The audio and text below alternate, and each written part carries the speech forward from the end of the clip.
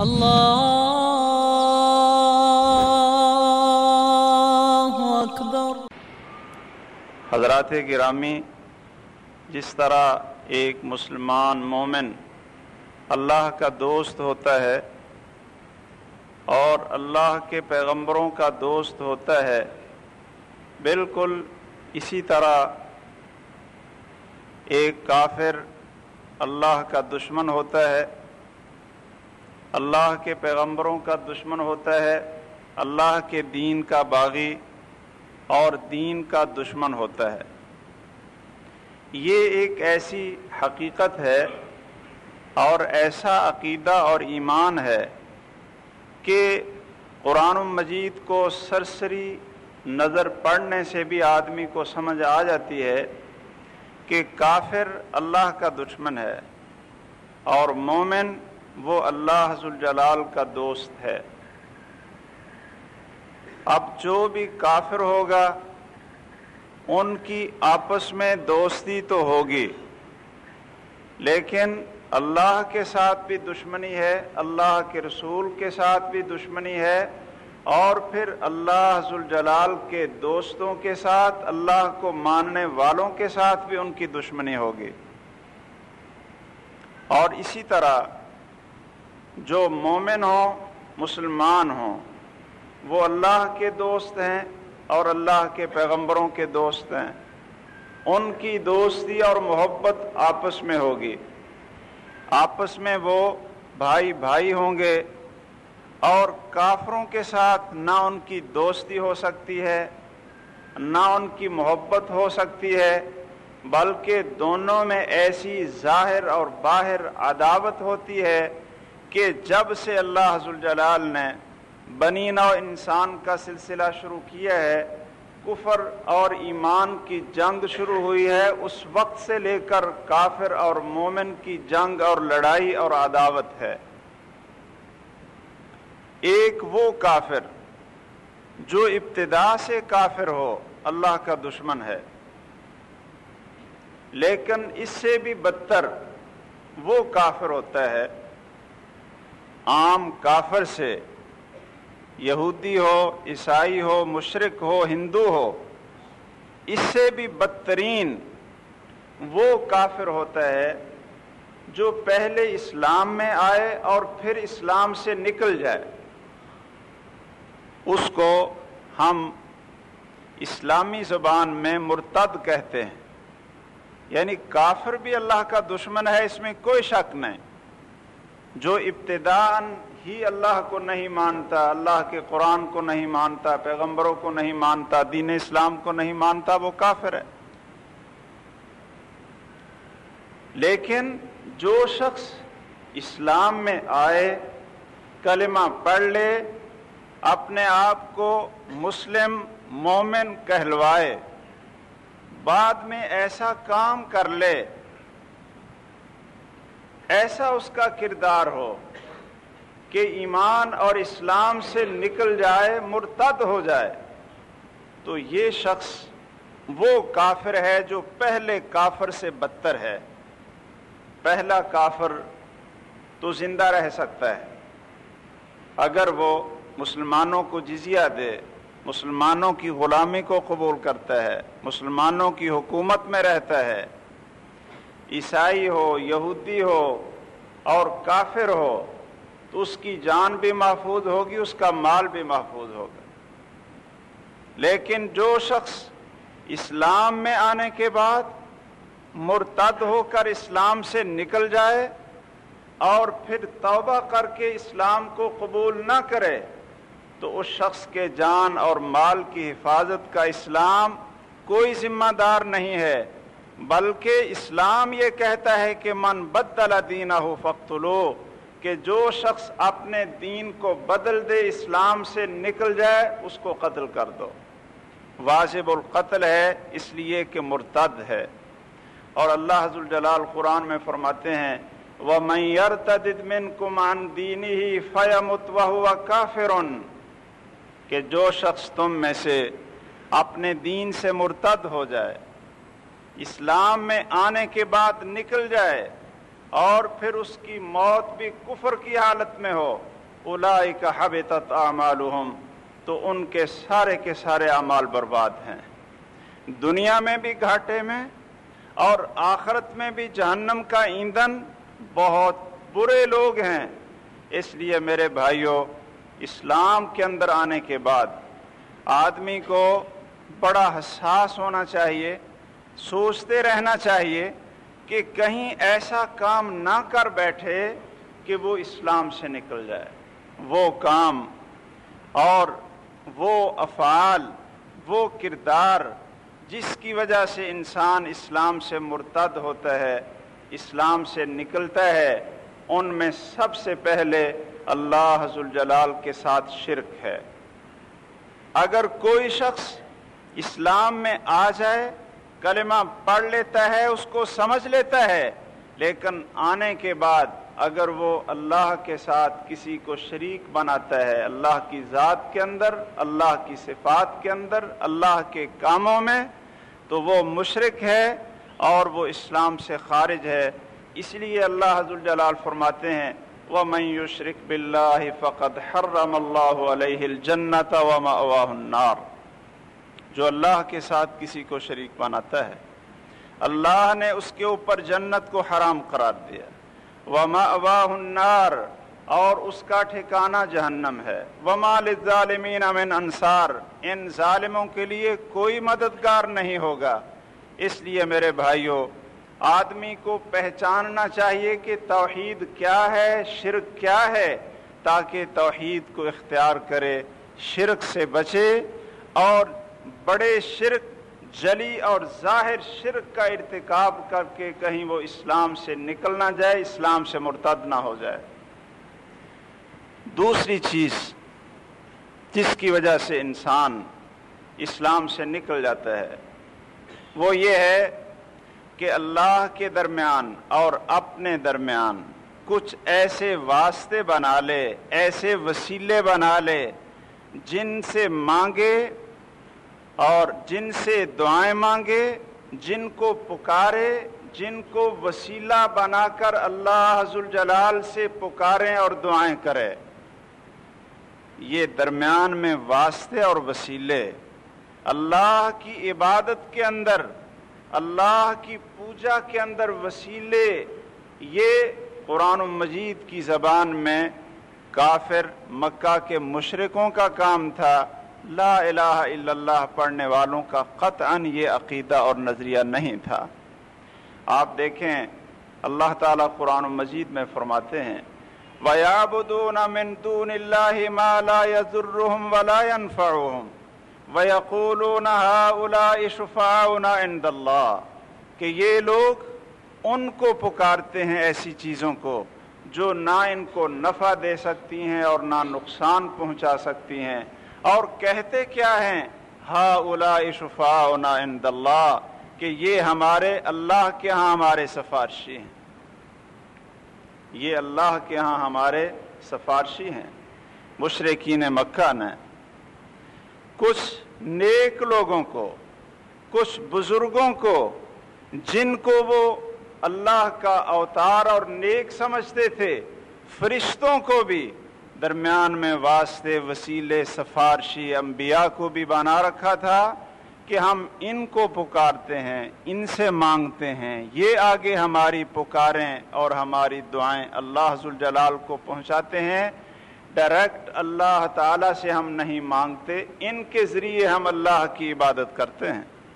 اللہ ذوالجلال فرماتے ہیں وَالَّذِينَ اتَّخَذُوا مِن دُونِهِ أَوْلِيَاءَ، جن لوگوں نے اللہ کے علاوہ دوسروں کو دوست بنایا، اولیاء بنایا، اور کہتے کیا ہیں مَا نَعْبُدُهُمْ إِلَّا لِيُقَرِّبُونَا إِلَى اللَّهِ زُلْفَىٰ، کہ ہم ان کی عبادت نہیں کرتے، ہم تو صرف ان کی عبادت اس لیے کرتے ہیں، ان سے اس لیے مانگتے ہیں تاکہ یہ ہمیں اللہ کے قریب کر دیں۔ یہ سیڑھیاں ہیں۔ اللہ تعالیٰ بہت چھپی ہوئی ذات ہے، بہت اونچی ذات ہے، ہم اللہ تعالیٰ سے کیسے مانگیں گے اور وہ ہمیں کیسے دے گا؟ چھت کے اوپر بغیر سیڑھی کے کیسے چڑھ سکتے ہیں؟ اللہ ذوالجلال کو چھتوں سے تشبیہ دے دی. وہ اللہ جو انسان کی شاہ رگ سے بھی زیادہ قریب، وَنَحْنُ أَقْرَبُ إِلَيْهِ مِنْ حَبْلِ الْوَرِيدِ، وہ اللہ ذوالجلال جس کے بارے میں قرآن کہتا ہے ہوا معکم، کہ وہ تمہارے ساتھ ہے، جانتا ہے، سنتا ہے، دیکھتا ہے. بھائیو، سیڑھیوں کی کیا ضرورت تھی؟ اسی شرک کو ختم کرنے کے لیے ہی تو انبیاء علیہ الصلوۃ والسلام کو اللہ ذوالجلال نے بھیجا تھا. اب آپ بتائیں کہ ان کا نظریہ کیا تھا؟ کہتے ہیں ہؤلاء شفاعنا عند اللہ، یہ اللہ کے ہاں ہمارے سفارش ہیں. ما نعبدهم الا ليقربونا الى اللہ زلفا، ہم ان کی بالاستقلال مستقل عبادت نہیں کرتے، بذات ان کو ہم معبود نہیں مانتے، ہم تو ان کو ذریعہ مانتے ہیں اللہ کے قرب کا. اللہ ذوالجلال نے قرآن میں ان کو مشرک قرار دیا ہے، اللہ سے کفر کرنے والے قرار دیے. اس لیے آپ ذہن میں رکھیں کہ اللہ کی عبادت کے لیے درمیان میں کوئی واسطہ نہیں. انبیاء علیہ الصلوۃ والسلام کی دعاؤں کو دیکھیں، سیدھی اللہ ذوالجلال کو پکار ہے. قرآن مجید کے اندر مومنوں کی دعاؤں کو دیکھ لیں، مومنوں کی دعائیں قرآن مجید کے اندر موجود ہیں. سیدھی اللہ ذوالجلال کو پکار ہے، درمیان میں کوئی واسطے اور وسیلے نہیں. میرے بھائیوں، تیسری چیز جس کی وجہ سے آدمی اسلام سے نکل جاتا ہے، جو یہ عقیدہ رکھے، غور سے سن لیں، جو شخص یہ ذہن بنائے، یہ نظریہ رکھے کہ محمد الرسول اللہ صلی اللہ علیہ وسلم کے لائے ہوئے دین سے اور کوئی ضابطہ زندگی زیادہ بہتر اور زیادہ کامل ہے. بھائی، ایک تو ہے قانون اور دستور حیات، قرآن اور سنت، یہ اللہ کا دین ہے. اور جب آدمی لا الہ الا اللہ پڑھتا ہے، محمد الرسول اللہ کا اقرار کرتا ہے، تو اس کو سمجھ لینا چاہیے کہ وہ یہ سمجھ رہا ہے کہ یہ قرآن اور سنت یہ اللہ کا دین ہے، اس کے مطابق میں نے زندگی گزارنے ہے. دل کے انشراح کے ساتھ، خوشی کے ساتھ، اکراہ کے ساتھ نہیں، مجبوری کے ساتھ نہیں. دل کی خوشی کے ساتھ وہ کہہ رہا ہے اشہد ان لا الہ الا اللہ وان محمد الرسول اللہ، اور وہ اسلام کے اندر داخل ہو گئے. اب وہ اسلام والے کام کرے گا، قرآن اور سنت کے مطابق چلے گا. اس کا یہ نظریہ اور عقیدہ ہونا چاہیے کہ دنیا کے اندر جتنے بھی نظام ہیں، جمہوری نظام ہو، امریکہ اور برطانیہ کا نظام ہو، یا روس اور چائنا کا نظام ہو، کمیونسٹ نظام ہے، جمہوریت کا نظام ہے، یا ہندوؤں کا اپنا ایک نظام ہے، مشرکین کا، کافروں کا، مرزائیوں کا ایک اپنا نظام ہے، اس کو یہ سمجھ لینا چاہیے کہ دنیا میں جتنے نظام ہائے زندگی چل رہے ہیں، سب سے اچھا، سب سے اعلیٰ، سچا صرف اور صرف ایک دین ہے، اور وہ قرآن اور سنت ہے. جو قرآن میں آ جائے گا وہ صحیح ہے، اور جو رسول اکرم صلی اللہ علیہ وسلم کی سنت میں آ جائے وہ حق اور وہی دین ہے. اگر وہ یہ سمجھتا ہے کہ جی ٹھیک ہے، قرآن اور سنت اپنی جگہ پہ صحیح ہے، لیکن جو امریکہ کا نظام ہے وہ بہت اچھا، چوری کو روکنے کے لیے، فحاشی کے سد باب کے لیے، قتل و غارت کو روکنے کے لیے جو قرآن اور سنت کا نظام ہے یہ اتنا اچھا نہیں، بلکہ جو امریکہ اور برطانیہ کے اندر نظام چل رہا ہے وہ اس سے زیادہ بہتر ہے. نعوذ باللہ من ذالک. اگر کسی آدمی کا یہ نظریہ بن گیا تو میرے بھائیوں، وہ لا الہ الا اللہ پڑھنے سے اسلام میں آیا تھا اور یہ ذہن رکھنے سے وہ مرتد ہو گیا ہے. اس نے کیا لا الہ الا اللہ پڑھا ہے کہ جب قرآن کہتا ہے چور کا ہاتھ کاٹو اور وہ کہتا ہے نہیں یہ ظلم ہے، یہ وحشت ہے، یہ بربریت ہے، یہ کوئی اچھا طریقہ نہیں ہے کہ لوگوں کو بانجھ بنا دیں، لوگوں کے ہاتھوں کو مفلوج کر دیں۔ یہ وحشیانہ طریقہ ہے، نعوذ باللہ من ذالک۔ تو آپ مجھے بتائیں کہ اس کے لا الہ الا اللہ محمد الرسول اللہ کا کیا فائدہ ہے؟ جس نے قرآن مجید کے نظام کو باقی نظاموں سے احسن اور اکمل نہیں سمجھا، کیا کوئی شخص جس کو اسلام کی معرفت ہے ایسے آدمی کو مسلمان کہے گا؟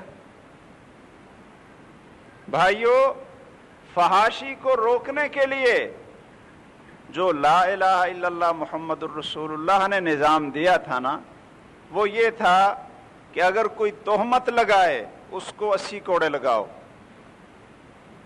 کوئی شراب پیتا ہے اس کو 40 کوڑے لگاؤ، اگر کوئی غیر شادی شدہ برائی کرتا ہے اس کو 100 کوڑے لگاؤ، شادی شدہ برائی کرتا ہے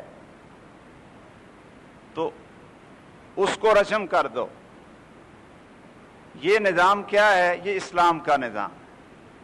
یہ جو میں آپ کو سنا رہا ہوں یہ قرآن کی آیات کا ترجمہ اور رسول اکرم صلی اللہ علیہ وسلم کی احادیث کا مفہوم اور ترجمہ یہی۔ چور کے ہاتھ کاٹ دو، یہ قرآن مجید کے اندر ہے نا۔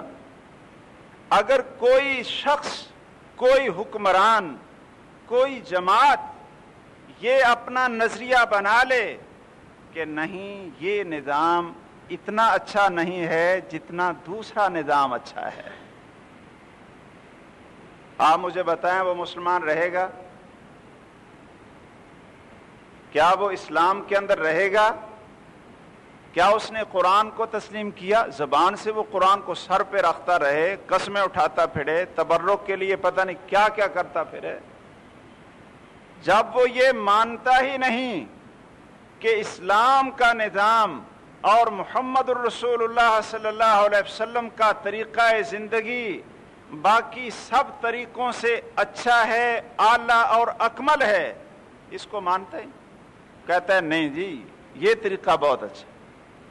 تو ماشاءاللہ ان روشن خیالوں کے ساتھ ساتھ ان کی آواز پوری دنیا کفر کے ساتھ ملی، حقوق انسانی کے نام سے جو چیخے، شور مچایا کہ یہاں جی انسانی حقوق تلف ہو رہے ہیں۔ سعودی عرب کے اندر اگر زانی کو سنسار کیا جاتا ہے، کوڑے لگائے جاتے ہیں اور چور کا ہاتھ کاٹا جاتا ہے تو کافروں نے تو شور مچانا ہی تھا کہ یہ وحشت اور بربریت ہے۔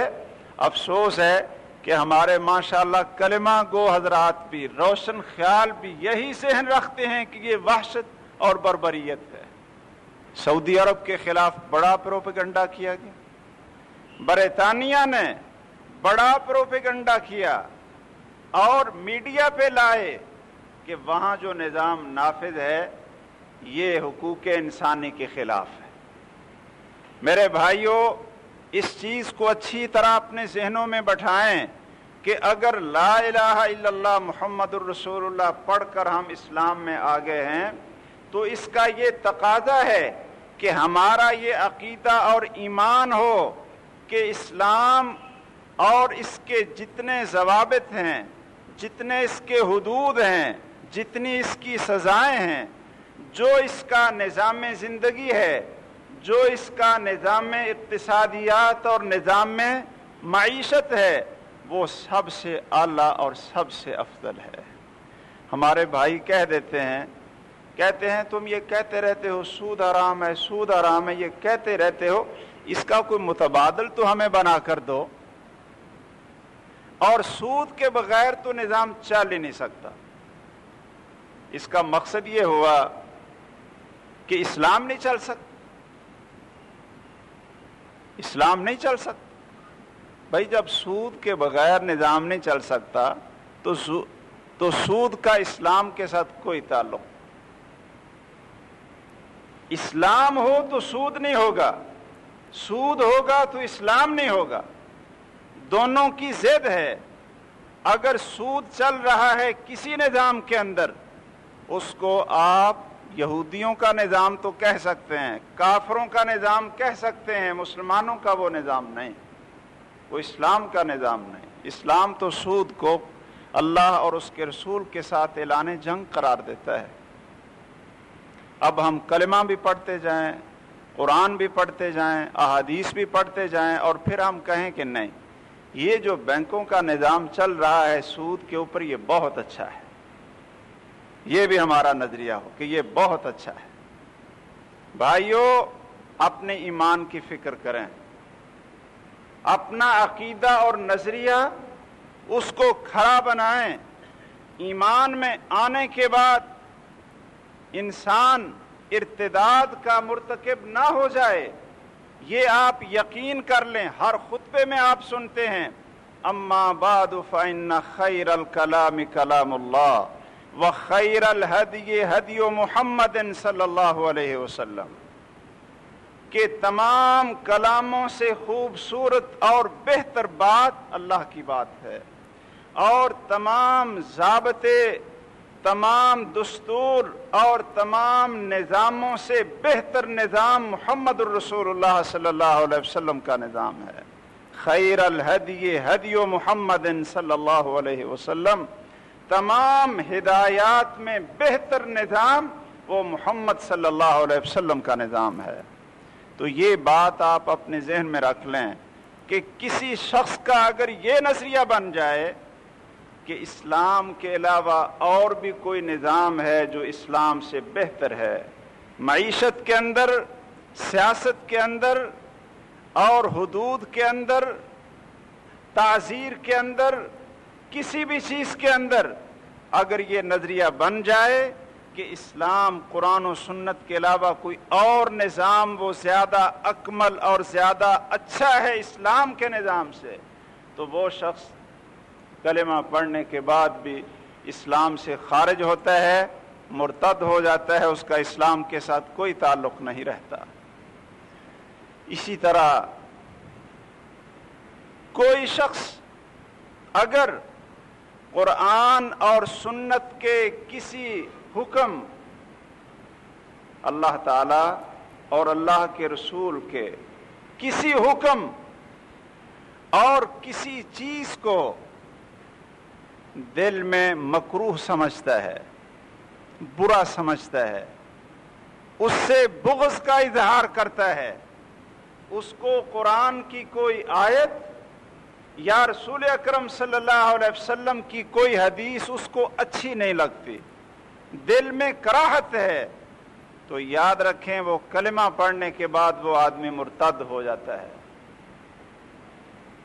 کہ قرآن کی کچھ آیتیں تو اچھی لگیں اور کچھ قرآن کی آیتیں دل کو اچھی نہ لگیں، آپ مجھے بتائیں یہ ایمان ہے؟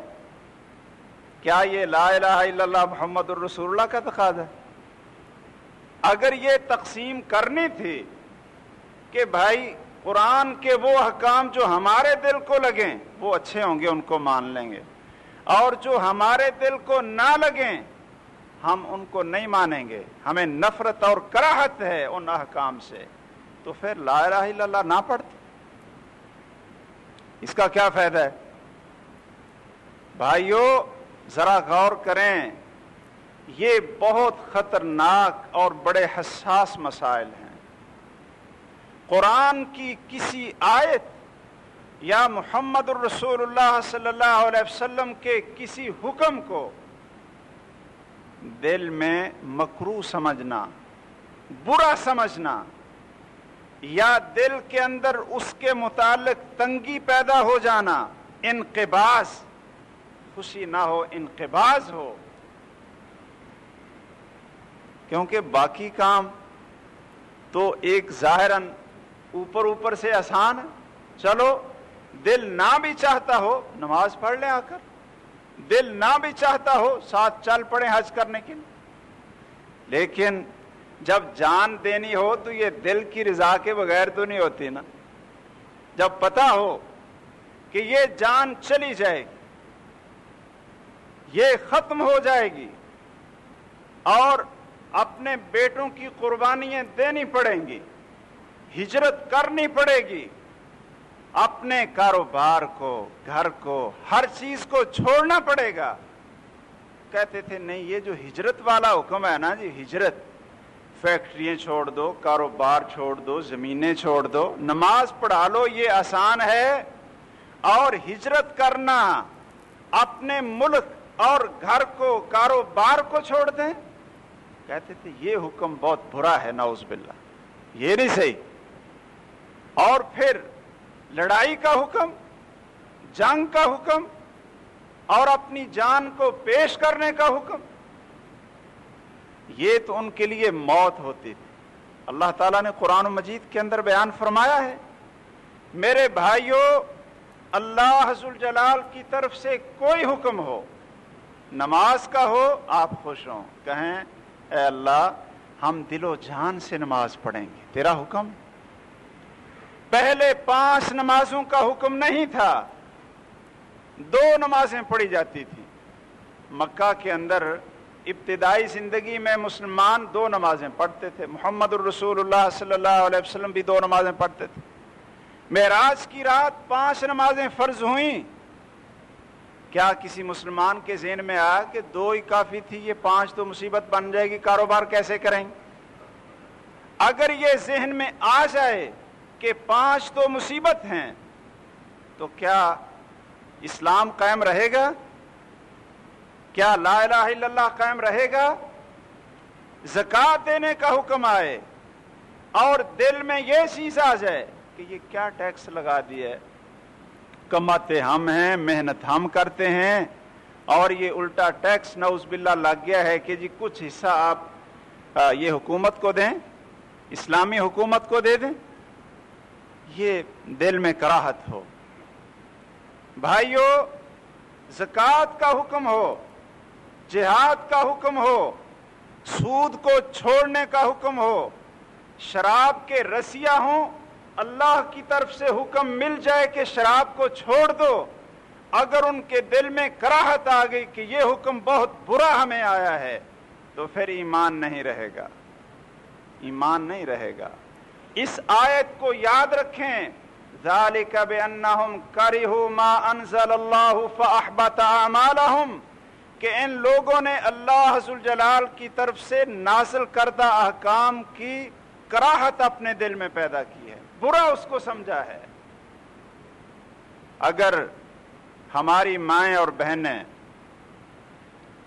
اسلام میں آ گئیں، کلمہ پڑھا ہے، اسلام میں آ گئیں، لیکن پردے کے حکم کو، بھئی اسلام نے پردے کا حکم دیا ہے نا،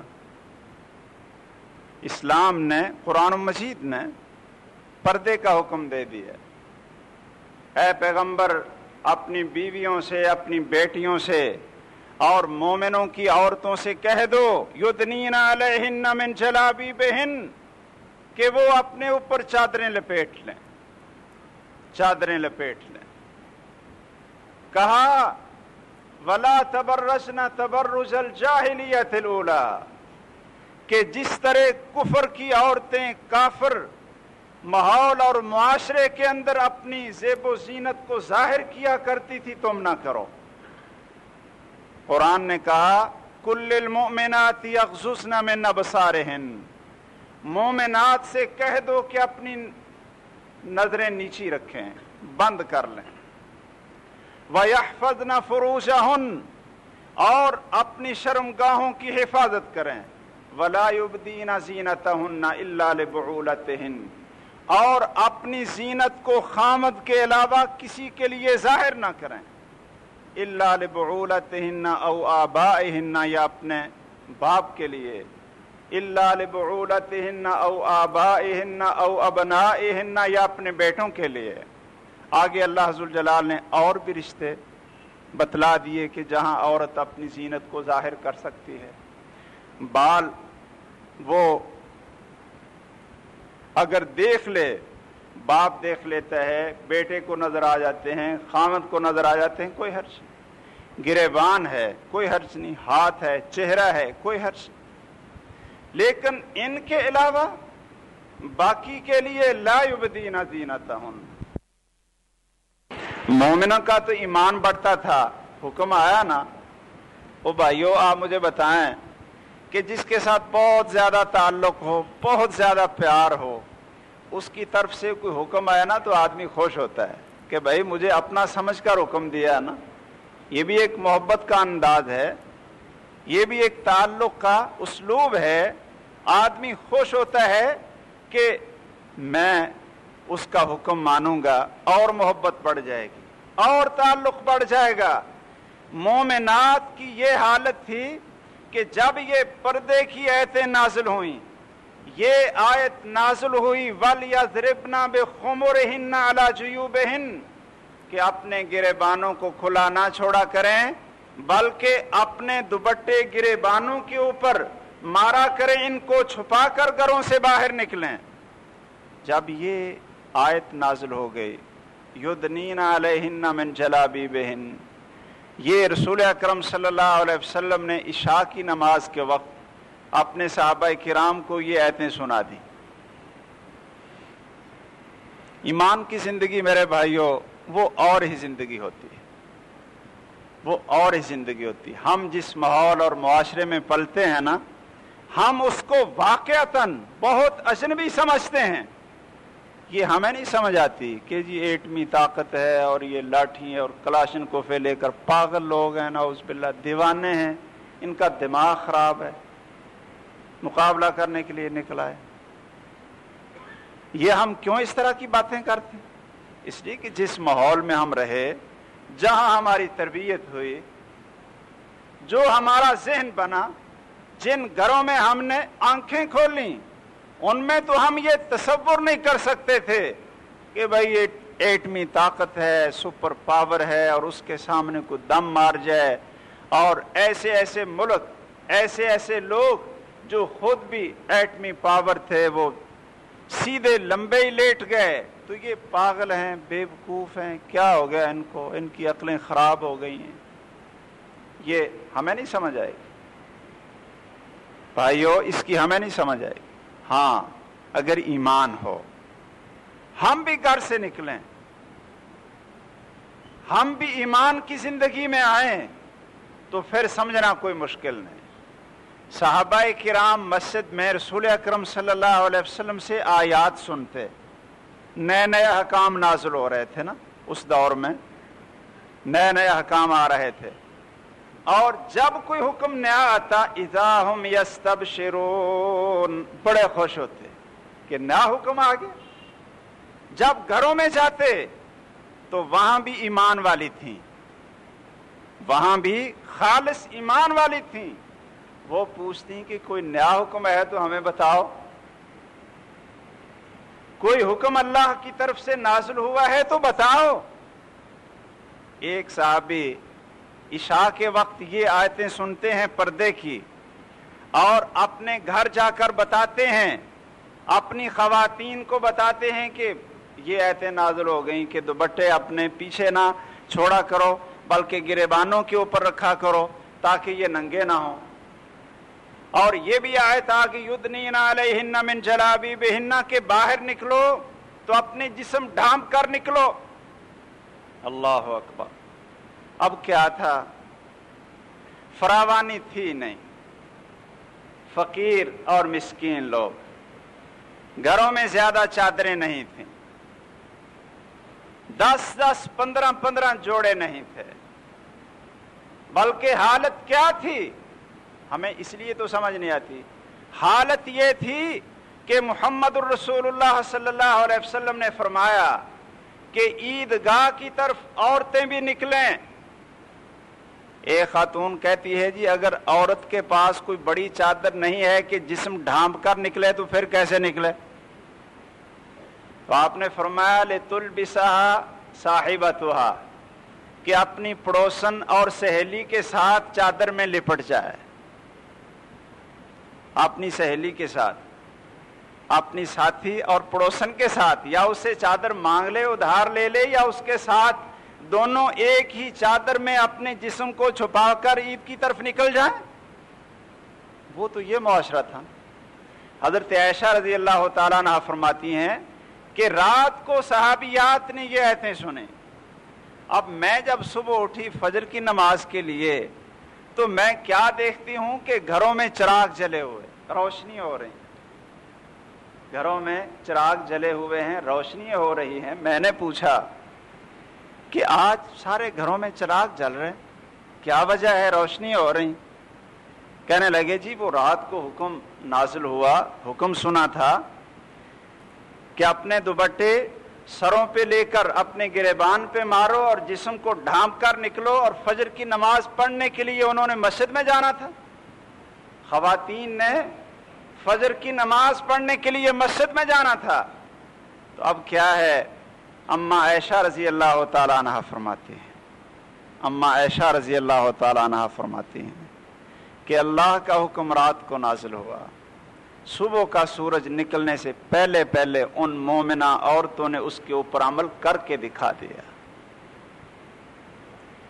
میرے بھائیوں، دل میں کراہت نہیں آئی کہ یہ کیا ہمیں جیل میں ڈال دیا؟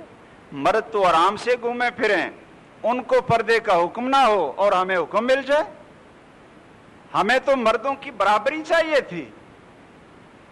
جب دل کے اندر یہ چیزیں پیدا ہو جائیں تو پھر ایمان ختم ہو جاتا ہے. ذالک بانہم کرہوا ما انزل اللہ، کہ انہوں نے اللہ ذو الجلال کی نازل کردہ حکم کو برا اور مکروہ سمجھا ہے. میرے بھائیوں، قرآن نے پیغمبر کی زبان پہ قسمیں اٹھا کر فلا وربک لا یؤمنون حتی یحکموک فیما شجر بینہم، تیرے رب کی قسم یہ لوگ مومن نہیں ہو سکتے جب تک آپ کو حاکم اور فیصل نہ مان لیں اپنے جھگڑوں میں.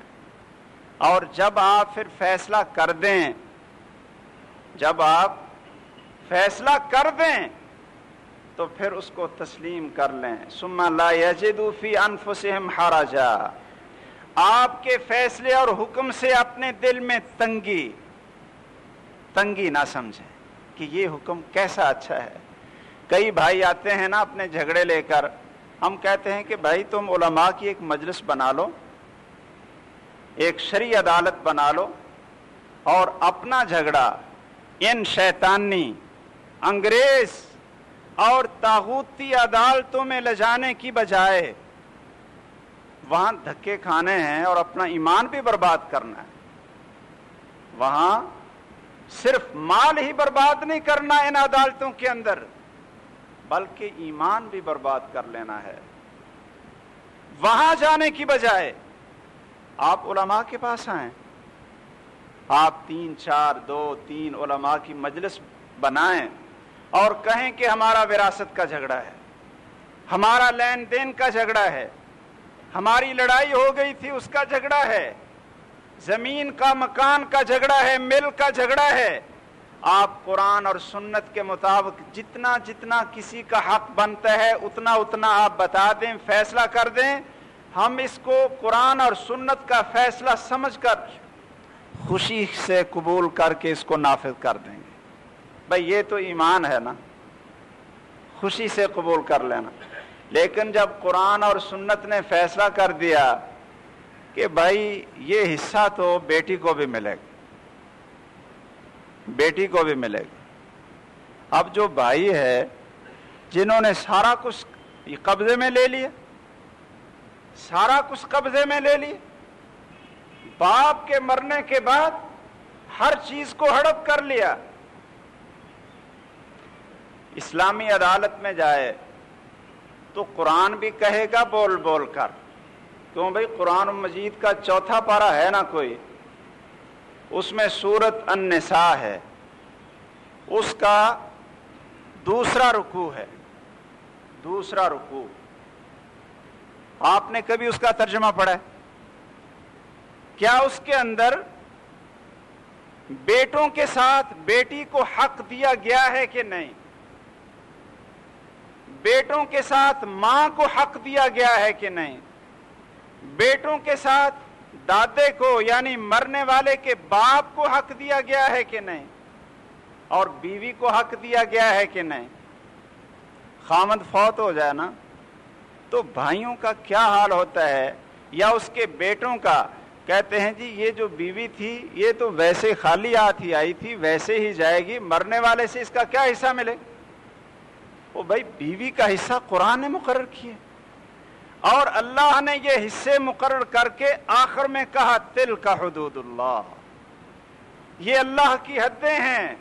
وَمَن يَتَعَدَّ حُدُودَ اللَّهِ، جو اللہ کی حدوں کو توڑے گا وہ اللہ کا نافرمان ہے اور اس کے لیے رسوا کن عذاب ہوگا.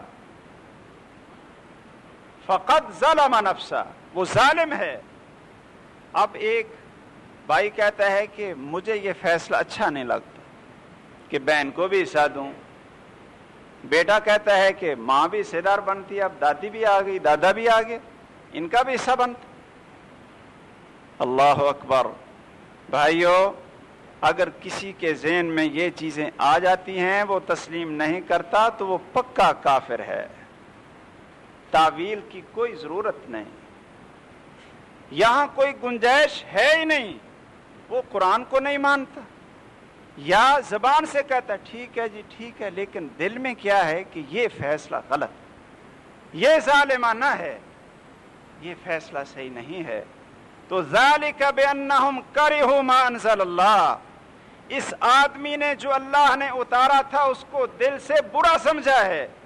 بھائیوں، میں اس لیے کہا کرتا ہوں آپ حضرات کی خیر خواہی کے لیے، مجھے اس میں کوئی لالچ نہیں ہے، میرا اس میں کوئی ذاتی فائدہ نہیں ہے، صرف آپ حضرات کی خیر خواہی کے لیے، آپ کو جہنم سے بچانے کے لیے، آپ کو اللہ کے دین اور محمد الرسول اللہ صلی اللہ علیہ وسلم کی سنت کا راستہ دکھانے کے لیے میں اس چیز کا بڑے درد دل سے آپ حضرات کے سامنے ذکر کرتا ہوں کہ داڑھی کا حکم، داڑھی رکھنے کا حکم، یہ محمد الرسول اللہ صلی اللہ علیہ وسلم کا حکم ہے، یہ اللہ ذوالجلال کا حکم ہے.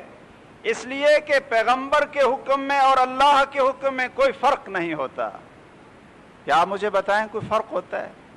کسی چیز کی سمجھ نہیں آتی، کسی پہ اعتراض ہے، کسی پہ اشکال ہے، یا آپ سمجھتے ہیں کہ میں کسی بات کو غلط کہہ رہا ہوں تو آپ آ کر مجھے سمجھائیں.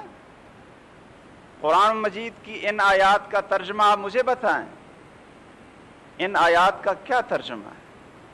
ذالک بانہم کرہوا ما انزل اللہ، جو اللہ نے حکم نازل کیا تھا انہوں نے اس کو برا سمجھا ہے، ان کے دل کو نہیں لگا اور دل میں کراہت پیدا ہوئی. فاحبط اعمالہم، اللہ ذوالجلال نے ان کے تمام اعمال کو برباد کر دیا ہے. اللہ کا حکم ہو اور پھر لا الہ الا اللہ پڑھا ہو، اللہ کا حکم ہو اور محمد الرسول اللہ صلی اللہ علیہ وسلم پڑھا ہو، پھر دل کے اندر کراہت پیدا ہو جائے کہ یہ ہمیں اچھا نہیں لگتا، اچھا نہیں لگتا. داڑھی رکھنے کا حکم یہ کسی مولوی اور کسی عالم کا حکم نہیں ہے میرے بھائیو، یہ حکم ہمارے اور تمہارے پیغمبر نے دیا تھا، انہوں نے دیا تھا.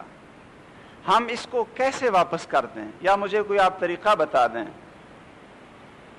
کوئی طریقہ بتائیں کہ اسلام کا حکم آ چکا ہو اور ہم اس کو واپس کر دیں، کہیں کہ نہیں باقی ٹھیک ہیں یہ رہنے دو. یہ تقسیم آپ مجھے سمجھائیں کہ 5 نمازیں فرض ہوں اور ہم کہہ دیں نہیں 5 صحیح نہیں ہے 3 صحیح تھیں، یہ 2 رہنے دیں، میں تو 3 ہی پڑھوں گا 2 نہیں پڑھوں گا. میرے بھائیو، ایمان کے کچھ تقاضے ہیں. یہ اللہ کے رسول نے حکم دیا کہ داڑھی رکھو. جس دور میں حکم دیا ہے اس دور میں جو لوگ اسلام میں آ رہے تھے کچھ مجوسی تھے، آگ پرست تھے، داڑھی مونڈنے والے تھے، کچھ مشرک تھے، داڑھی مونڈتے تھے، اور کچھ اہل کتاب یہودی اور عیسائی بھی مسلمان ہو گئے تھے. کوئی داڑھی مونڈتے تھے، کوئی کاٹتے تھے، کوئی مونڈتے تھے، کوئی کاٹتے تھے. اب اللہ کی طرف سے اللہ کے پیغمبر نے آرڈر جاری کر دی، ہم کیا کریں؟ یہ کوئی ہمارے کہنے سے آرڈر یہ ہمارے کہنے سے آرڈر ہوا؟ بھائیوں خوش ہونا چاہیے تھا، ایمان بڑھتا ہے، ایمان آگے بڑھتا ہے، خوش ہونا چاہیے تھا کہ اللہ یہ تیرا حکم آ گیا ہے، ہم سمعنا و اطعنا۔ مومنوں کی صفت کیا ہے کہ جب ان کے اوپر اللہ اور اس کے رسول کا حکم آتا ہے کیا کہتے ہیں؟ سمعنا و اطعنا، اے اللہ ہم نے سن بھی لیا اور مان بھی لیا ہے، آج سے عمل شروع ہو جائے گا۔ اور جو منافقین کا کیا طریقہ ہے، یہودیوں کا کیا طریقہ تھا؟ سمعنا و عصینا، ہاں سن تو لیا ہے لیکن مانیں گے نہیں، مانیں گے نہیں۔ داڑھی رکھنے کا حکم یہ کس نے دیا ہے؟ یہ اللہ کا حکم ہے، پیغمبر نے دیا ہے۔ پیغمبر وحی سے، اللہ کی وحی سے بولتا ہے، اور ایک دفعہ حکم نہیں دیا، بار بار حکم دیا ہے۔ پیغمبر کے حکم کو برا سمجھیں، پیغمبر کے حکم کو مکروہ سمجھیں یا کبھی سمجھیں یا یہ نظریہ بنائیں کہ باقی حکم تو ٹھیک ہے، یہ داڑھی والا حکم اچھا نہیں، اور داڑھی والے کو دیکھ کر ہمارے دل میں خوشی محسوس نہ ہو بلکہ کراہت آئے کہ دیکھو جی داڑھی رکھی ہوئی ہے۔ اللہ اکبر۔ پھر سمجھ لیں کہ لا الہ الا اللہ کو دوبارہ پڑھیں، اللہ سے معافی مانگیں، سمجھ لیں کہ لا الہ الا اللہ کا یہ تقاضا نہیں تھا، لا الہ الا اللہ کا یہ تقاضا نہیں تھا، محمد الرسول اللہ کا یہ ترجمہ نہیں تھا۔ محمد الرسول اللہ کا معنی یہ تھا کہ جب سے ہم نے یہ اقرار کر لیا، آگے آپ اور پیچھے ہم، نہ ہماری خواہش، نہ ہماری سوسائٹی، نہ ہمارا معاشرہ اور نہ ہمارے رسم و رواج، یہ سارے کے سارے ختم، آگے آپ ہیں، پیچھے ہم ہیں، جس طرف بلائیں گے، جو کہیں گے، جس طرف دعوت دیں گے، ہر چیز کو قربان کرنے کے لیے ہمیں تیار پائیں گے۔ یہ معنی تھا لا الہ الا اللہ محمد الرسول اللہ کا۔